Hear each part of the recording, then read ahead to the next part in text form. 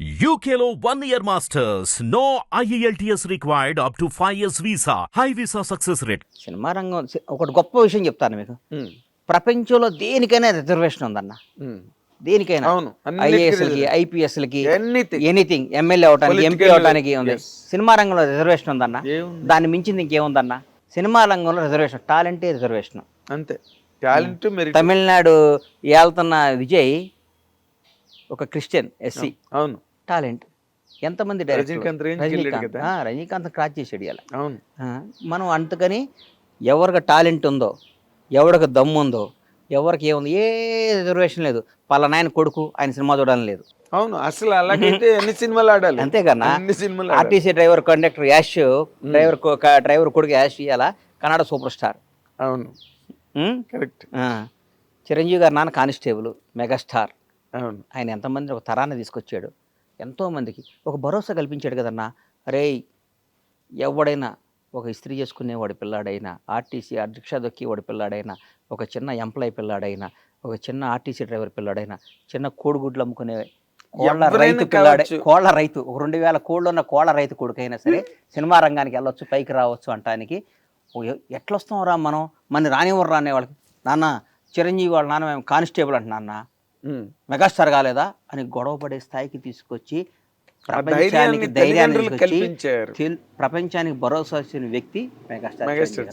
మనం అట్లాంటప్పుడు దాని సినిమా రంగం అనేది, చిరంజీవి గారు వచ్చాడు రాజకీయాల్లోకి, కేంద్ర మంత్రి పదవి చేశారు, అన్ని చేశారు.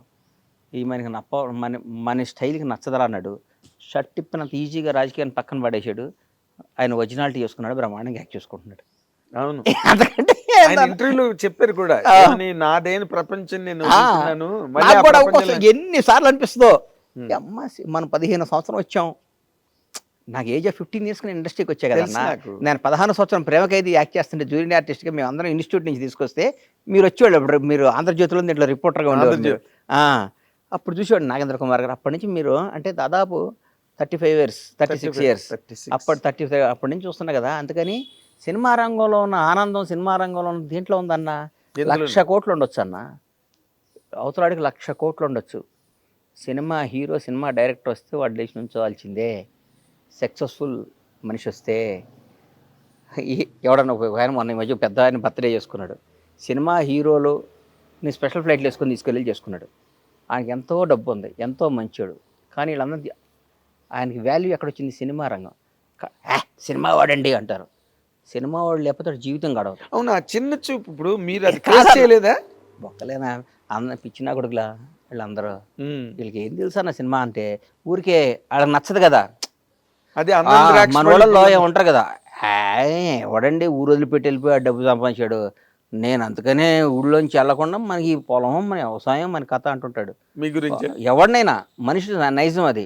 వాడు అసంబద్ధుడాడు. వాడు అరుగు మీద కూర్చొని లింగి కట్టుకొని ఈనాడు పేపర్ చదివి ఒక సొట్ట కాల్చుకొని ఇంటికి వెళ్ళి అన్నం తిని పడుకొని వాడు అదే వాడి జీవితం. వాడు నువ్వు సాధించి హైదరాబాద్ వచ్చి ఒక 1000 కోట్లు సంపాదించి ఆ 1000 కోట్లు అందరికి దానం చేసి మళ్ళీ ఊరు పోయి అరుగు మీద కూర్చొని మాట్లాడు.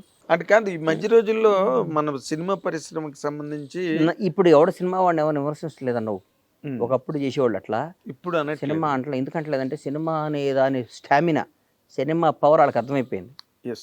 దాని రేంజ్, సినిమా రేంజ్ మారిపోయింది. సినిమా రంగంలో ఉండటం అనేది పూర్వజనం సుకృతం నాగేంద్ర అన్న. అది అవును, దానిలో డౌట్ లేదు. ఆల్మోస్ట్ 40 ఏళ్ళుగా ప్రయాణం చేస్తున్నారు. పూర్వజనం సుకృతం అది. ఎవడన్నా సినిమా వాడు వాడికి 1,00,000 కోట్లు కాక మన దగ్గర 10 కోట్లు ఉన్నాయి. మరికొన్నకి కాళ్ళకి ఆడుంది, ఏం లేదు. వాడితో పైరు వీళ్ళు చేయాలి, బతిమాలు కావాలి, ఆడిని ప్యాంపరింగ్ చేయాలి, ఈయన ప్యాంపరింగ్ చేయాలి, సారథ్ చెప్పాలి, ఆడికి పార్టీలు ఇవ్వాలి, వీటికి ఇది చేయాలి, మాకు ఈ పని చేయాలండి, మాకు ఇది చేయమండి, మీకు ఇది ఇస్తామని 100 రకాలు మాట్లాడాలి.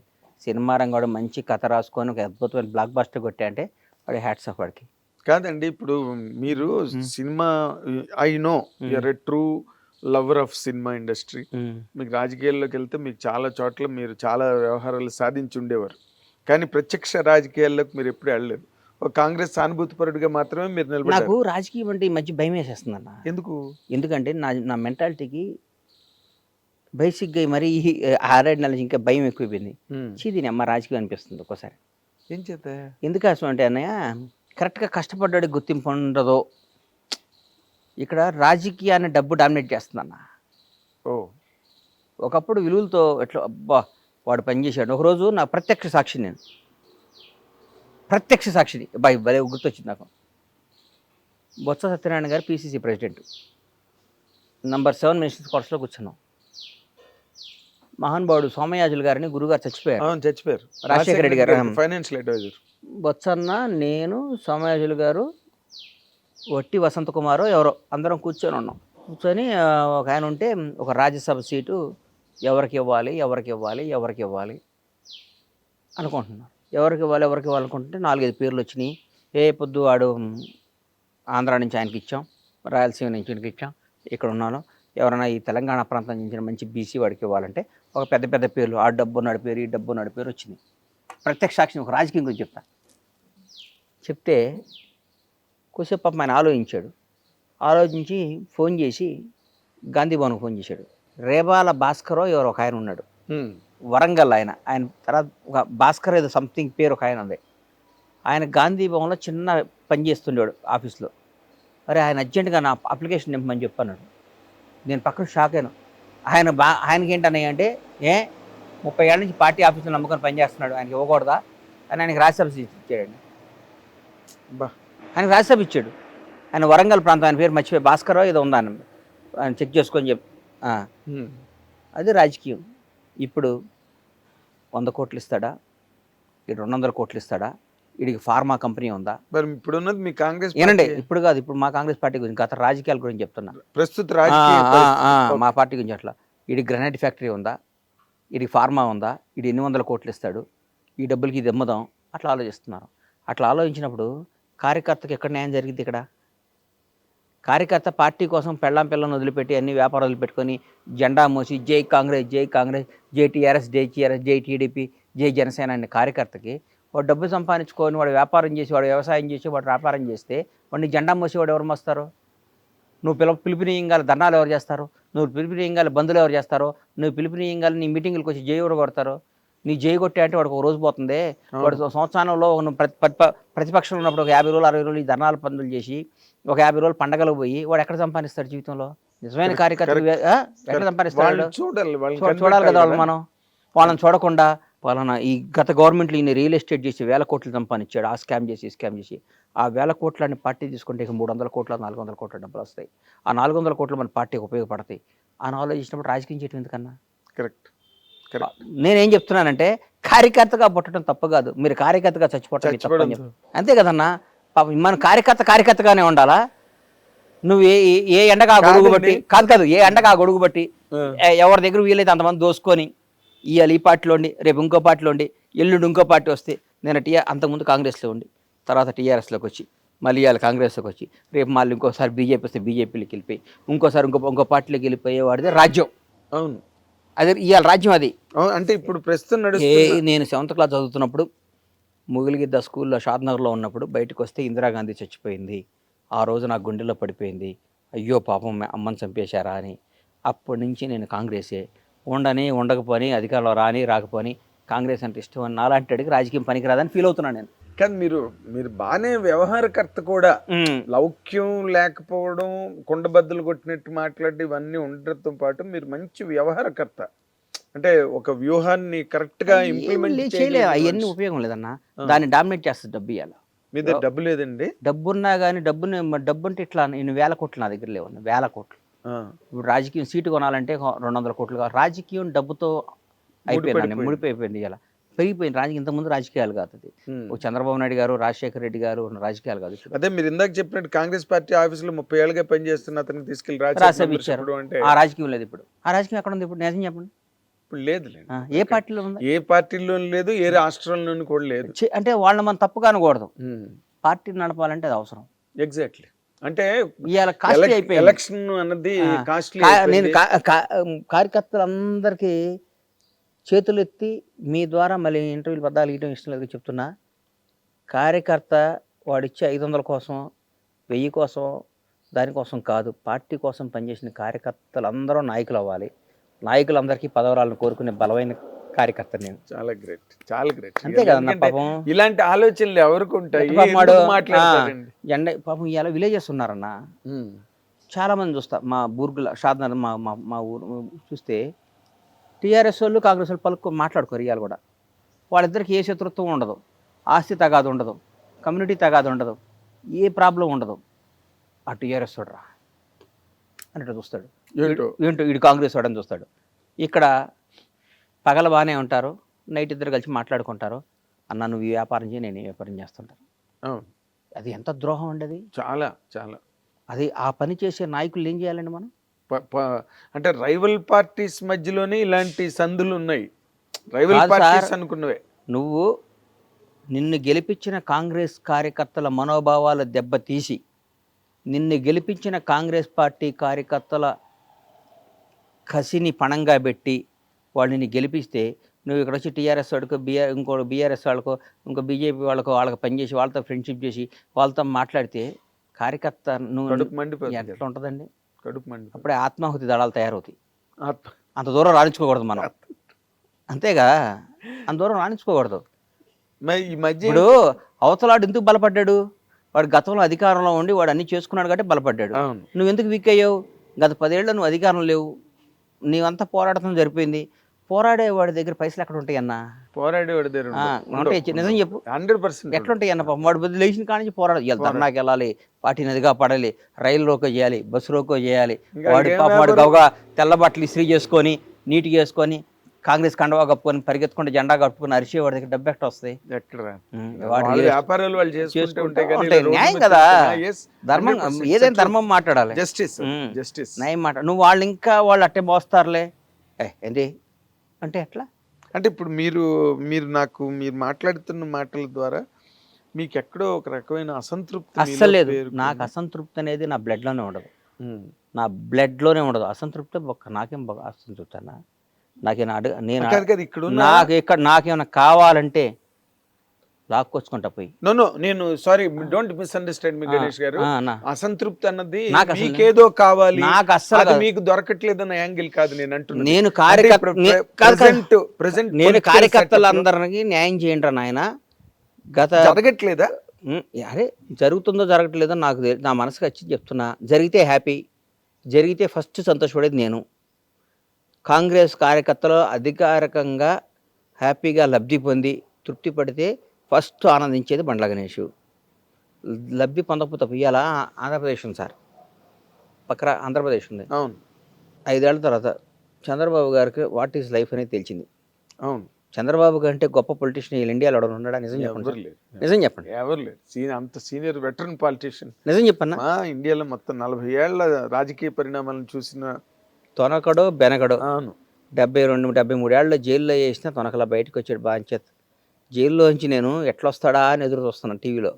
షూ వేసుకొని అమ్మ సింహంలా బయటకు వచ్చాడు. ఆ లోపల ఏ క్షణం ఏం చంపేస్తారని భయంతో కూడా. అవును, అంతకంటే గొప్ప పాసిబిలిటీ ఏం జరగడానికి ఎవరైనా ఉన్నారా? ఊరికి అడుగుతున్నా.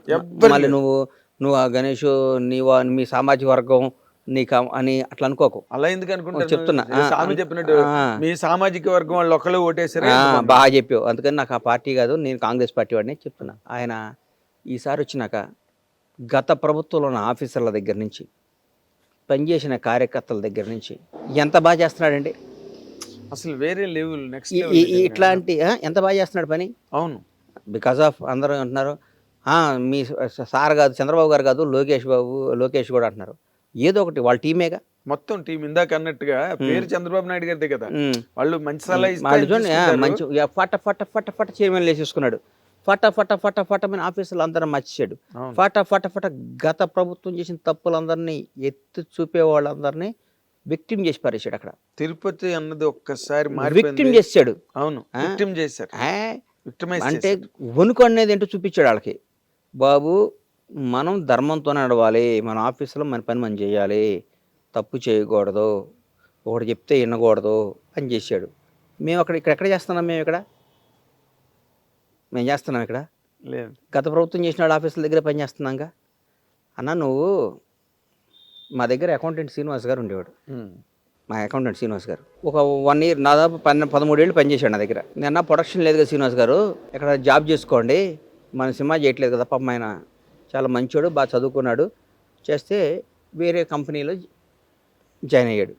పేరెందుకులే, జాయిన్ అయితే ఇప్పుడు కూడా ఈ రోజుకి కూడా నేను ఆయన పాపం జీతం వేయను, ఆయనతో ఏం చేయను, ఫోన్ చేసి సార్ ఇమ్మీడియట్గా ఫ్లైట్ టికెట్లు బుక్ చేయండి అని చెప్తా. సార్ కొంచెం మన ఇన్కమ్ ట్యాక్స్ ఆ పని చూడండి అని చెప్తా. శ్రీనివాస్ గారు పలానప్పుడు మన పలానాది ఉంది కదా, అదేమైందో చెక్ చేయండి అని చెప్తా. అన్ని పనులు చేస్తాడు. ఎందుకు చేస్తాడు? నా దగ్గర 13 ఏళ్ళు పని చేశాడు అన్న ప్రేమ ఉంటుందిగా. ప్రేమ ఉంటుంది, 100% ఉంటుంది. ఆ టైంలో మీరు చూపించిన ఆదరణ కూడా ఉంటుంది కదా. కారణం అవుతుంది. ఇప్పుడు కూడా సేమ్ అంతే. ఆఫీసర్లు ఉన్నారు, 10 ఏళ్ళు బీఆర్ఎస్ గవర్నమెంట్లో పనిచేశారు.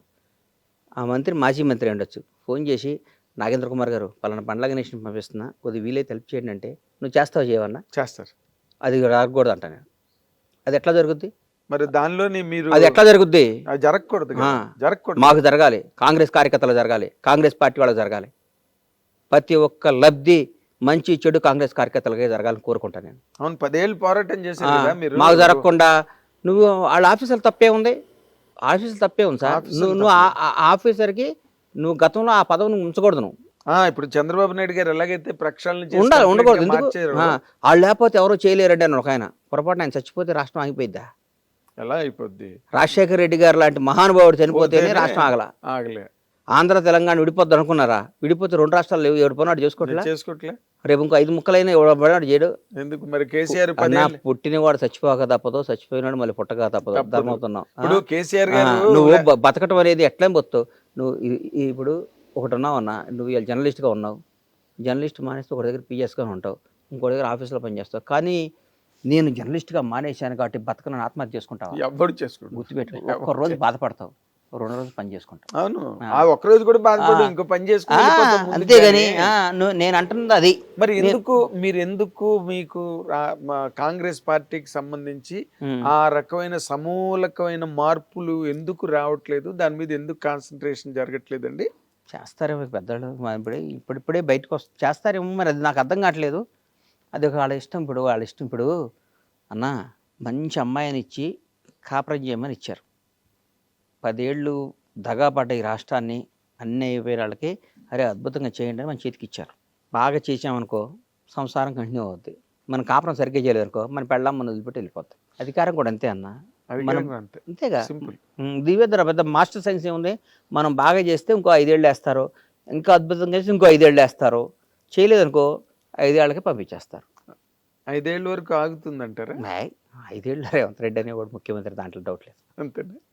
అంటే మధ్య వినిపించే మాటలు మిడ్ టర్మ్ వస్తుంది, కేసీఆర్ మళ్ళీ గవర్నమెంట్ లోకి వచ్చే ఏంటన్నా వచ్చేది? 5 సంవత్సరాల దాకా ఎలక్షన్ రాదు, 5 ఏళ్ల దాకా రేవంత్ రెడ్డి గారు ముఖ్యమంత్రిగా ఉంటాడు. తర్వాత ఎలక్షన్ మేము బాగా చేస్తే మళ్ళీ మా కోర్టు వేస్తారు, బాగా చెబితే ఓడిపోతాం. అది ఈ దిశగా నడుస్తున్నాయా? పావులు కదులుతున్నాయా? పావులు అంటే బాగా జరుగుతుంది. ఒక నిర్ణయం చాలన్నా రాజకీయం మళ్ళీ ఇంకోసారి రావడానికి, ఒక నిర్ణయం చాలు ఓడిపోవటానికి. అవును, చంద్రబాబు నాయుడు గారు అధికారంలో రావడానికి రాజమండ్రి ఒకే నిర్ణయం, పవన్ కళ్యాణ్ గారు జైల్లోకి వెళ్ళి రావటం, ఎలక్షన్ అయిపోయింది. క్లోజ్. ఆ రోజే గెలిచారు. ఆ రోజే గెలిచారు. నిజం చెప్పు. పవన్ కళ్యాణ్ అనేవాడు ల్యాండ్ అవటము అయిపోయింది, చంద్రబాబు గారు చేయబట్టుకోవటం, ఇద్దరు నాటి రావటం, ఆ రోజు ఎలక్షన్ అయిపోయింది అని చెప్పి నేనే చెప్పాను. నాకు గుర్తు. వాస్తవం ఏదైనా అంతే. నేను హర్యానా ఉంది, లక్షల మంది కాంగ్రెస్ వస్తుందన్నారు, నేను కూడా నమ్మే బలంగా కాంగ్రెస్ వస్తుంది, ఓడిపోలా. మనం ఒక్క జీవితంలో మంచి చెడుకు ఒకే నిర్ణయం అన్నా. ఇప్పుడు నేను అడుగుతున్న దాన్ని మీకున్న విశ్లేషణాత్మకమైన శక్తిని ఆధారపడి నేను చెప్తున్నా. ఇప్పుడు ఈ హైడ్రా అన్నది ఏమి మైనస్ అవ్వదుగా మీకు? హైడ్రా మంచి పని అన్న, ఒకటి గుర్తుపెట్టుకున్నా, హైడ్రా చాలా మంచి పని చెప్పమంటావా?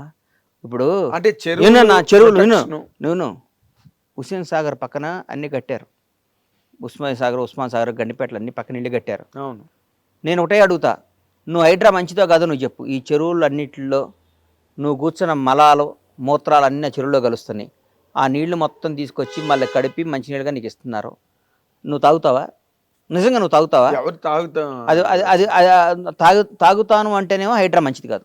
పక్కాడు అశుద్ధాలు కూడా మేము తాగుతామండి, పక్కాడు వాడు ఉచ్చబోసినా వాడు ఎరిగినా దాన్ని వాటర్లో కలుపుకొని తాగుతామంటే హైడ్రా చెడ్డది. చెడ్డది దీని అమ్మ హైడ్రా చాలా తప్పు నిర్ణయం తీసుకున్నాడు రేవంత్ రెడ్డి గారు. కానీ మనకి మంచి నీళ్ళు ఇవ్వాలి, మంచి గాలి ఇవ్వాలి. బెంగళూరు లాగా వర్షం వస్తే మునిగిపోకూడదు, ఢిల్లీ లాగా కాలుష్యం కాకూడదు, బాంబే లాగా గజిబిజి కాకూడదు, మెడ్రాస్ లాగా వరదలు వచ్చి కొట్టుకుపోకూడదు. మనం హాయిగా బతకాలి అని ఉంటే ఈరోజు తాత్కాలికంగా కొంతమంది బాధ ఉండొచ్చు, కానీ భవిష్యత్తుకు హైడ్రా వరం. నీ రాజకీయ లబ్ధి కోసం మేము పల్లె నిద్ర, ముసీర్ నిద్ర, ఇంకో నిద్ర, ఇంకో బుధర అనొచ్చు. కానీ రాజకీయ లబ్ధికి నిజంగా పెట్టి హైడ్రా వాళ్ళందరికీ వేరే ఇళ్ళు ఇస్తున్నాడుగా, బ్రహ్మాండం ఇళ్ళు ఇస్తున్నాడుగా, బ్రహ్మాండం ఇళ్ళు ఇస్తున్నాడుగా. ఏమంటే ఇప్పుడు కొట్టేశాడు, నువ్వు అందరూ ఎందుకు కొట్టట్లా? చాలామంది కొట్టేయచ్చుగా, కొట్టేసుకున్నా తప్పున్నాళ్ళే కొట్టేసి దానికి మనం తప్పు అనుకొని ఆ రోజు మనకు బాధ అనిపిస్తుంది.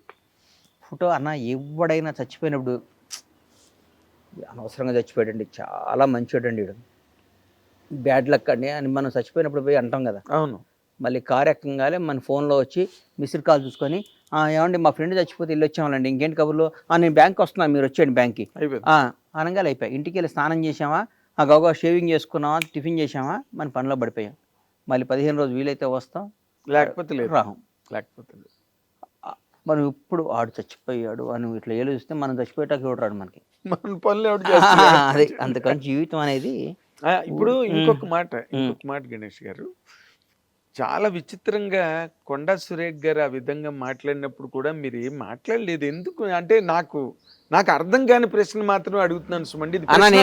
నేను నిబద్ధత గల కాంగ్రెస్ కార్యకర్తని.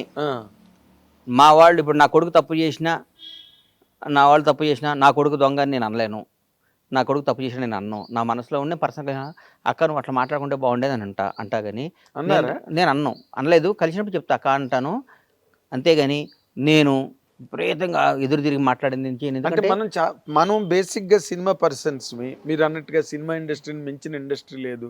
మనం 30-35 ఏళ్ళగా నేను అడిగిన పర్సనల్ కలిసినప్పుడు చెప్తా అక్క అట్లా అనమాకలేక అని చెప్తా. కానీ పబ్లిక్ అయిపోయింది అసలు సమంత గురించి ఆవిడ ఆ విధంగా మాట్లాడడం ఏంటి, నాగార్జున గారి ఫ్యామిలీని ఆ విధంగా రచ్చకెక్కించడం ఏంటి, మీలాంటి వ్యక్తి ఊరుకోవడం ఏంటి అన్నదే నాకు అర్థం కానిది. ఇదేం ప్రశ్న కాదు, నా సందేహం. నేను కాంగ్రెస్ మనిషిగా నేను ఏం మాట్లాడలేనన్నా, ఆవిడ అనుకుని ఉంటే బాగుండేది, ఆవిడ అక్క అనుకుని ఉంటే బాగుండేది. పొరపాటు అన్న మనుషులు నాకు పొరపాట్లు చేస్తారన్నా. అదే కేటీఆర్ గారి మీద అక్కస్సుతో ఆవిడ ఆ అక్కస్ అంతా డైవర్ట్ చేసి వీళ్ళ భుజాల మీద తుపాకీ పెట్టి కేటీఆర్ ని పేల్చడానికి ట్రై చేసిన సందర్భం అది. నేను ఆ తర్వాత దాని మీద వీడియో కూడా చెప్పాను, చాలా పొరపాటు అది. ఎందుకంటే అయిపోయింది, చిన్న కోర్టులో ఉంది వ్యవహారం, మనకి ఎందుకు లేనా. అవునా, కోర్టుకు వెళ్ళారు కదా, అవును చూసుకుంటారు అది. ముఖ్యమైన విషయం, మీరు అసలు సినిమా నిర్మాణం అన్న దానికి మీరు ఎందుకు దూరంగా ఉన్నారు? దూరంగా లేనన్నా, అనుకోకుండా దూరం జరిగింది. అదే మరి నా గమ్యం, అదంతా సినిమానే. తప్పకుండా సినిమాలు తీస్తా, తప్పకుండా ఇండస్ట్రీని బ్లాక్ బస్టర్లు ఇస్తా, అందులో డౌటే లేదు. అంటే ఎప్పటి నుంచి నేను అనుకుంటున్నా ఈ మంచి సినిమా తీస్తే అన్న ఎంట్రీ ఎట్లా ఉండాలంటే, ఎట్లా ఉండాలంటే మామూలుగా ఉండకూడదు, అట్లా ఉండాలి, అట్లా తీయాలి. ఏదో సినిమా తీసాం ఎంతసేపన్నా రోజు 10 క్లాపులు కొట్టచ్చు. కరెక్ట్. బట్ చిరంజీవి గారితో మీరేమి ప్లానింగ్ అవకాశం లేదా? మీరు అడిగారా? ఎందుకంటే ఇప్పుడు మీరు చాలా అత్యంత సన్నిహితులు వాళ్ళ కుటుంబానికి అని. అట్లా మనం అది నేను అనుకుంటున్నా కదా, వాళ్ళు అనుకోవాలిగా. అట్లా అదేముంది కానీ చిరంజీవి గారు ప్రజలు తెలుగు జాతికి సన్నిహితులు. అఫ్కోర్స్ ఇండస్ట్రీలో ఎవరికి ఏ కష్టం వచ్చినా ముందు నేనున్నా అని రియాక్ట్ అయ్యే మహోన్నత వ్యక్తి నాకు అసలు కాదు. జర్నలిస్టులు కానీ ఒక ఏ ప్రొడక్షన్లో రంగం కానీ ఎవడున్నా కానీ, అందుకని దేవుడు ఆయనకు అన్ని ఇచ్చాడు, ఆ స్టేటస్ ఇచ్చాడు.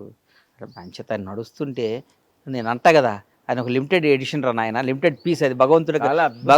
భగవంతుడు సృష్టించిన లిమిటెడ్ పీస్లో ఉంటాయి కొన్ని, అందులో ఆయన చిరంజీవి అనేది ఒక లిమిటెడ్ పీస్. చిరంజీవి పుట్టాడు, ఆయనతో పాటు వచ్చిన సమకాలీకులు అందరూ, ఆయనతో వచ్చిన వాళ్ళందరూ ఎట్లున్నారు, ఆయన ఎట్లున్నాడు.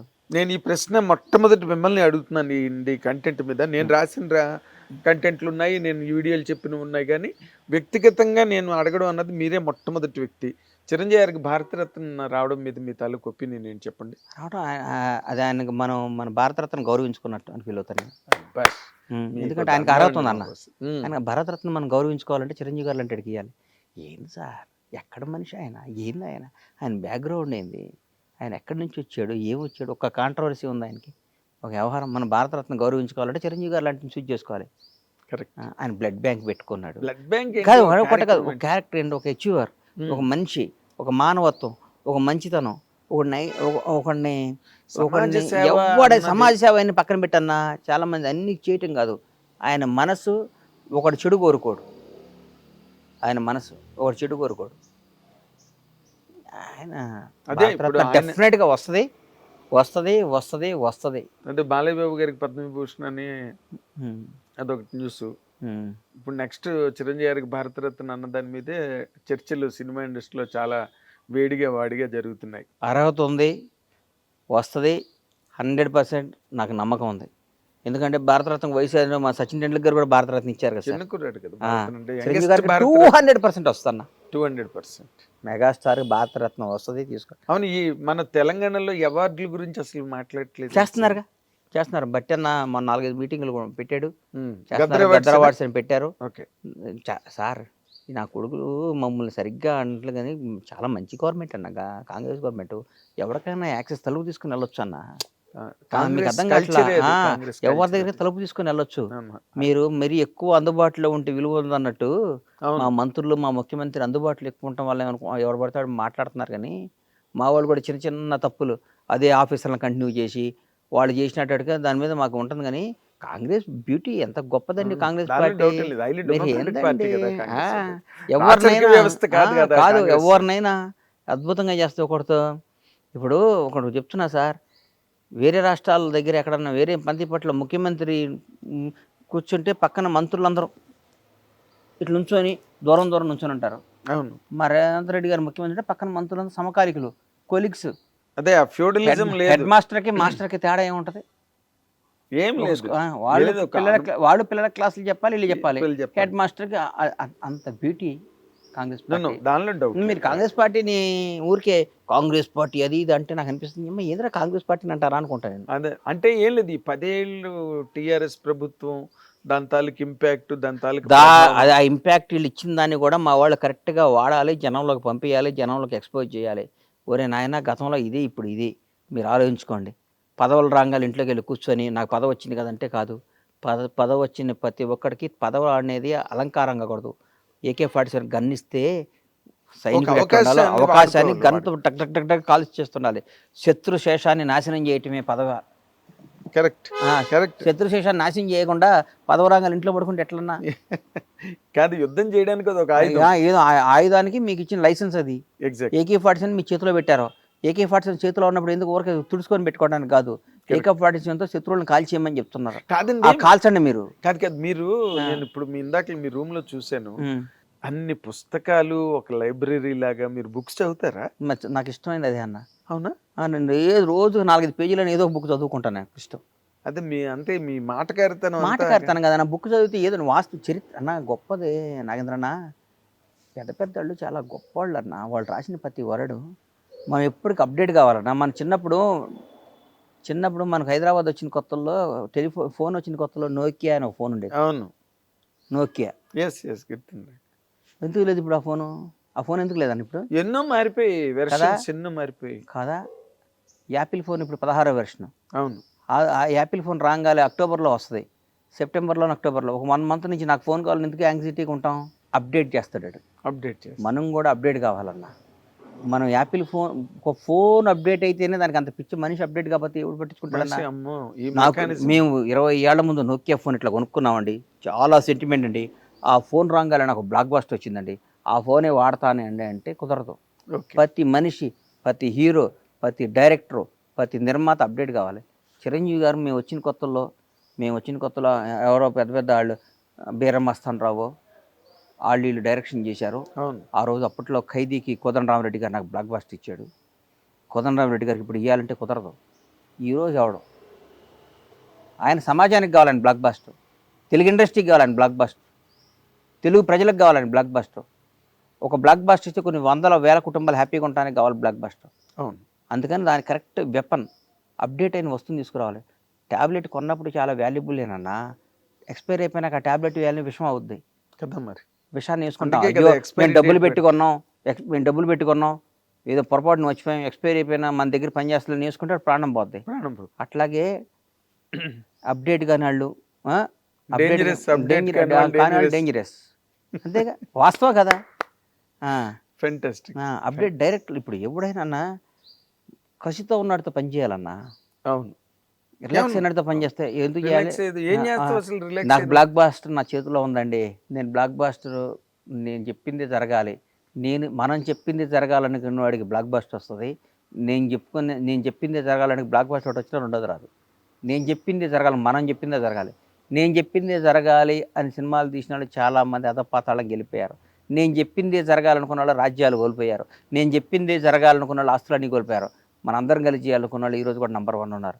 ఉదాహరణ అదానీ కంపెనీ కానీ, అంబానీ కంపెనీ కానీ, ఏదైనా కానీ టీం వర్క్ అనేది గొప్పదన్నా. నేను ఒక్కటి చెప్పింది జరగాలి, మీరందరూ చేయండి అంటే ఒకటేనన్న జీవితంలో. సింహాలన్నీ ఉన్నాయన్న, ఓ పక్క అన్ని గాడిదలు ఉన్నాయన్న, 2 ఫైటింగ్ పెట్టాం. ఎవరు గెలుస్తారా? నిజం చెప్పు సింహాలు కదా. ఈ సింహాల టీంలో ఈ గాడిదని తీసుకొచ్చి ఒకరిని కెప్టెన్గా పెట్టి, ఈ గాడిదల టీంకి తీసుకొచ్చి సింహాన్ని పెట్టి పోటీ చెప్పి నడిపించేవాడు ఒక దమ్మున్నాడై ఉండాలి.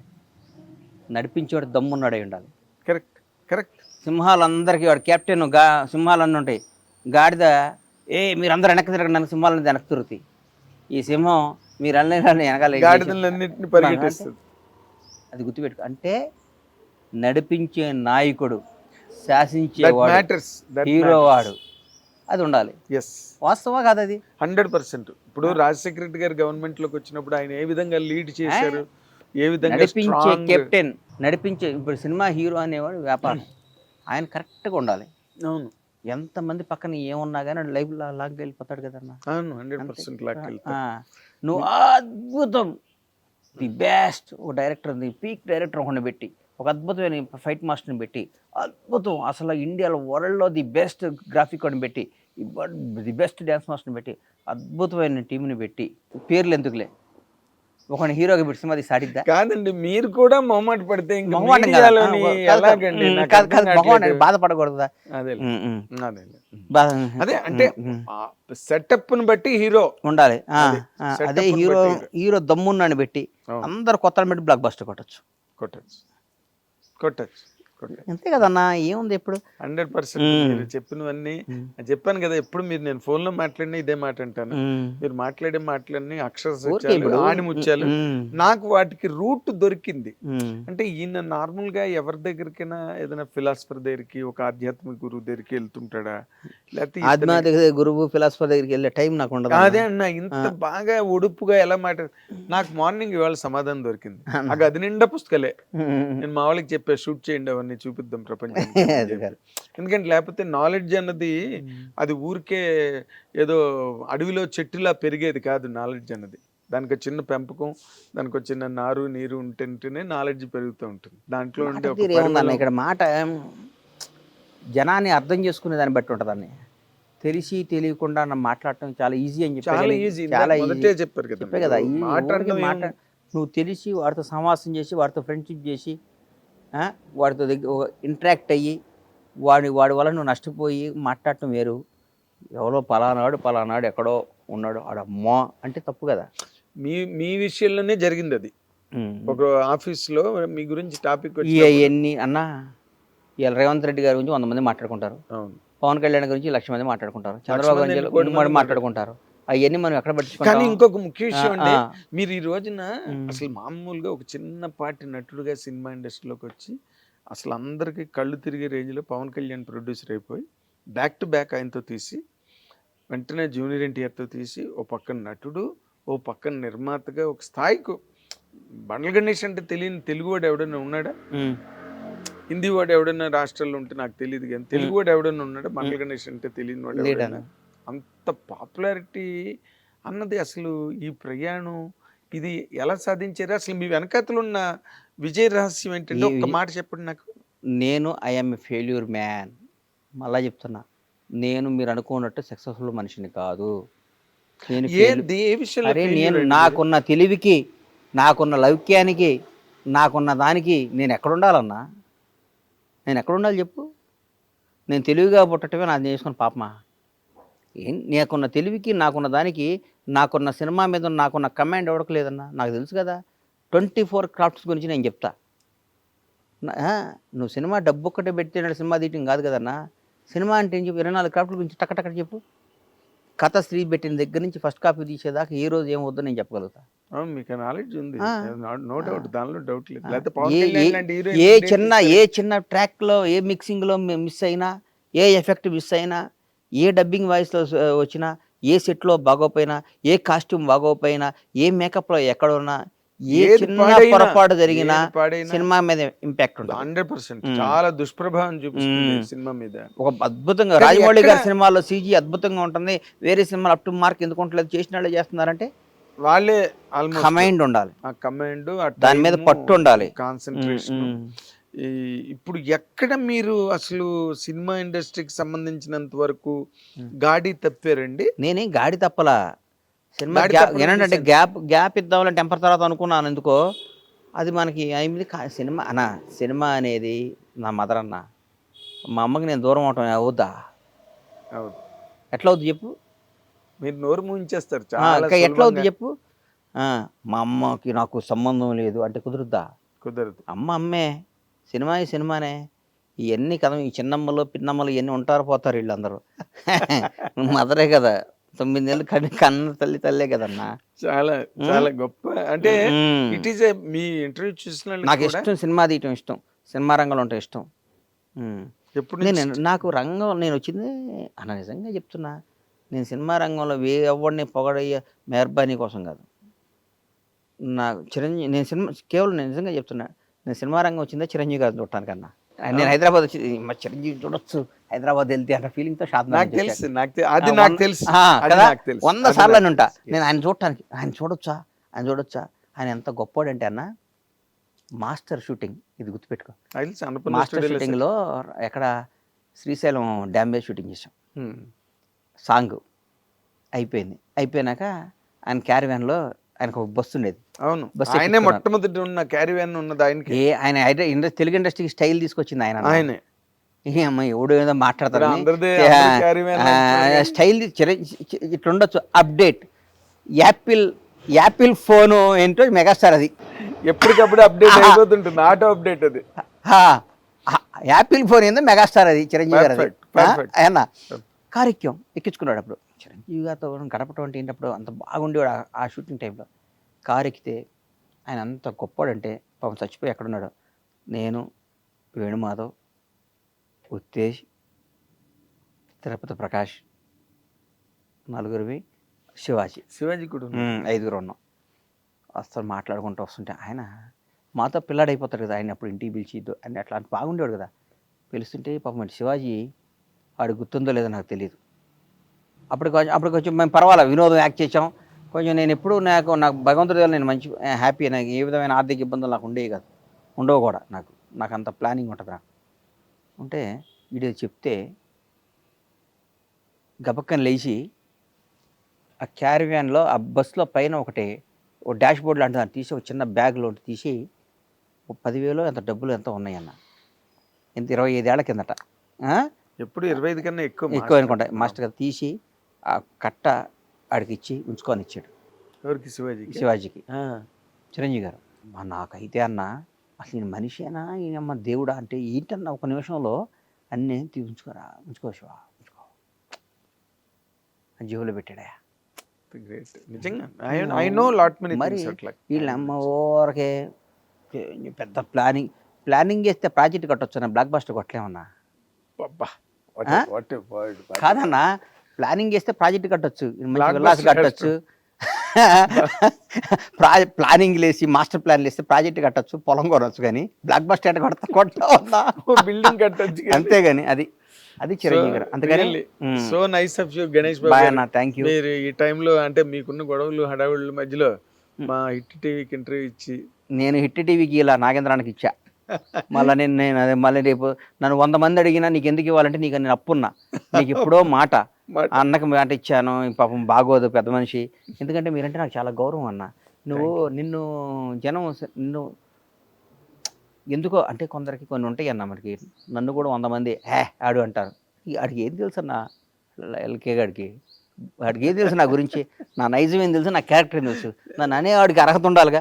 మరి వాడికి అర్హత ఉంది. అట్లాగే మిమ్మల్ని అనేవాడికి కూడా మీ గురించి ఏం తెలుసు, మీ చదువు ఏంది, మీ సంస్కారం ఏంది, మీ సభ్యత ఏంది, వాట్ ఈజ్ నాగేంద్ర బాబు అనేది నాకు తెలుసు. కాబట్టి I respect you, I love you. మీరు బాగుండాలని మనస్ఫూర్తిగా కోరుకుంటున్నాను. Thank you so much. Bye అండి. థ్యాంక్ యూ అన్నయ్య. బాయ్. ఈ మాటల ప్రవాహం, ఈ మాటల పోగు, ఈ మాటల రథంతో ఎంతసేపు కూర్చున్నా మనకి టైం తెలియకుండా ముందుకు వెళ్ళిపోతుంది. బట్ ఆయనకున్న ఈ బిజీ షెడ్యూల్లో కూడా ఈ మాత్రం టైం ఇచ్చి మనతో టైం గడిపి అభిప్రాయాలు, అనుభవాలు, అనేక రకమైన ఉద్దేశాలు, సమకాలీన పరిస్థితుల మీద, సినిమా మీద, తనకు నచ్చిన వ్యక్తుల మీద, అన్నిటి మీద చాలా అసలు బ్రహ్మాండంగా ఏమాత్రం అరమరికలు లేకుండా మాట్లాడే వ్యక్తి కాబట్టి ఆయన కంటెంట్ ఎప్పుడూ ఇంట్రెస్టింగ్గా ఉంటుంది. Watch and enjoy. Thank you very much. Hit TV app ని డౌన్లోడ్ చేసుకోండి. ఇందులో short news, live news, entertainment movies అన్ని అవైలబుల్ గా ఉన్నాయి. Please download Hit TV app. Hit TV app. Hit TV యాప్ని ఫ్రీగా డౌన్లోడ్ చేసుకోండి.